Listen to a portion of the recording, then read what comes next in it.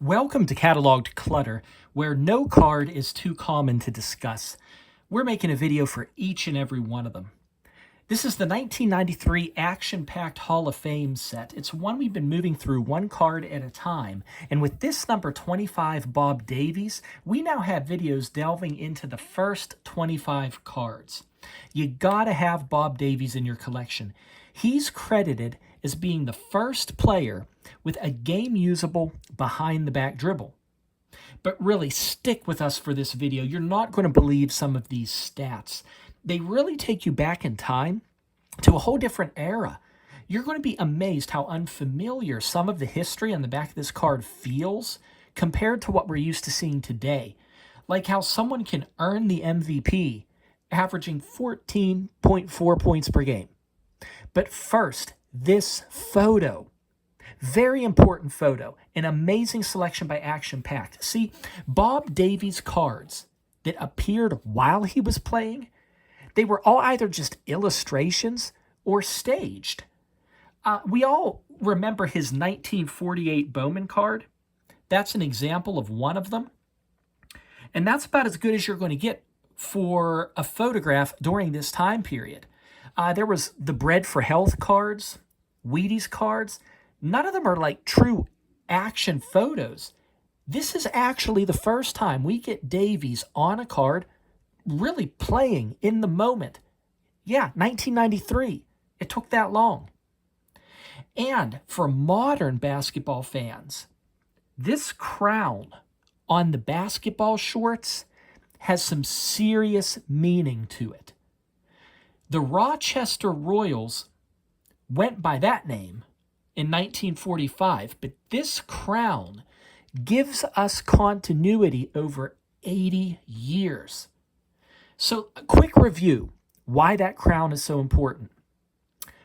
The Rochester Royals moved from the NBL to the BAA to the NBA, all under that same name, Rochester Royals. Davies was involved in those transfers.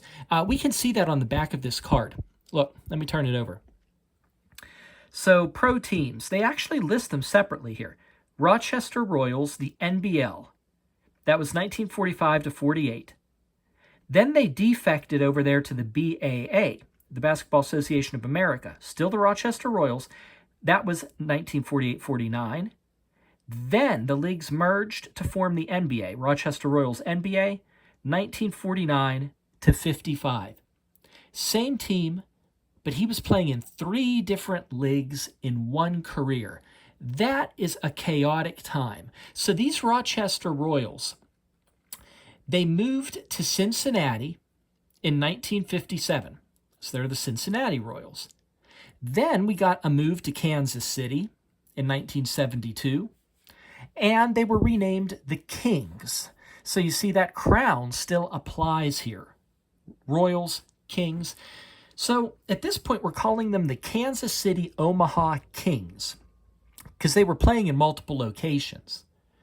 The transfer to Sacramento for the Sacramento Kings, that happened in 1985.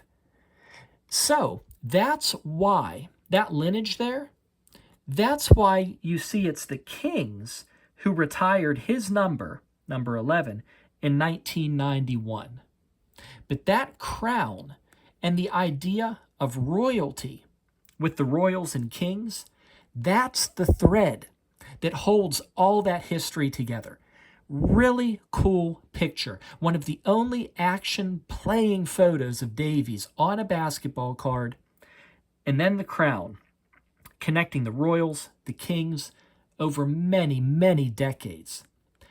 Okay, back to the 40s and 50s. Back to the 40s and 50s, and let's look at some of these stats.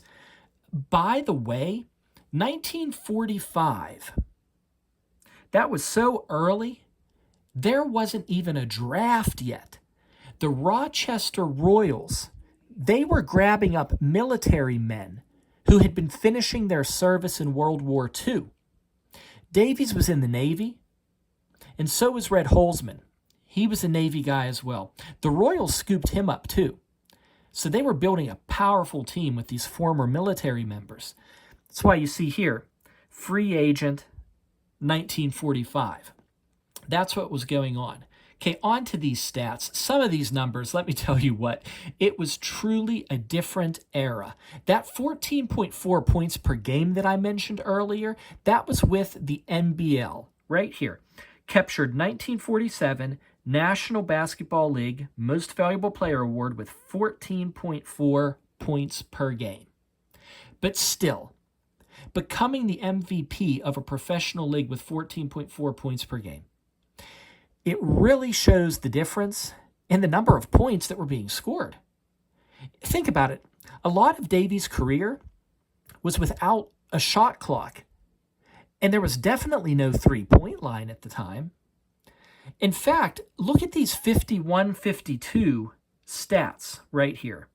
This is the NBA at this point.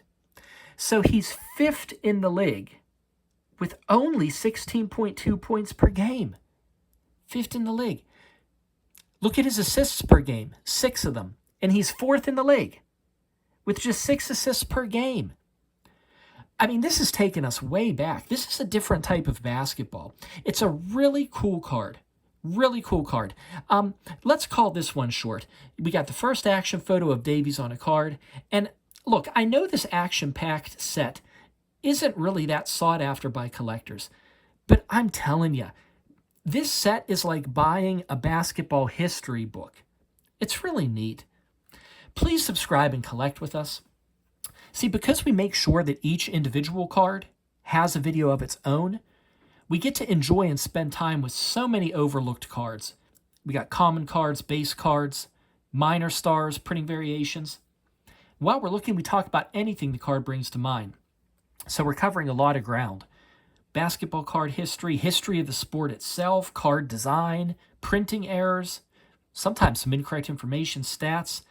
It's something a bit different from the usual big money investing, box breaks, that type of video. And I hope it allows you to spend some time with your overlooked cards too. Hey, appreciate you watching. Talk to you later. Bye-bye.